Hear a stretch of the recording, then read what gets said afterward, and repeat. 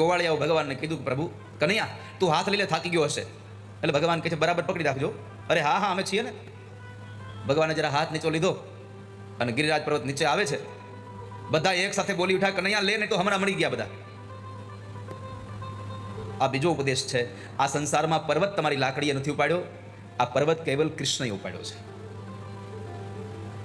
અધ્યાત્મ જગતમાં ભાગવતમાં લખ્યું છે કે પર્વત ભગવાને 7 દિવસ સુધી ઉપાડ રાખ્યો. કેટલા દિવસ? 7 દિવસ પર્વત ઉપાડ્યો હતો.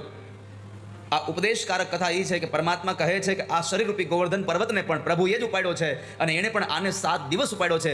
જ્યારે ભગવાન આમાંથી હાથ લઈ લેશે એટલે આ ગોવર્ધન પડી જવાનો, એમાં સંશય નથી વાલા ભક્તો. 7 દિવસ આ ગોવર્ધનને ભગવાને ઉપાડ્યો છે. પણ લોકોને એમ થાય છે કે આ તો હું બધું કરું છું એટલે ચાલે છે મારું શરીર.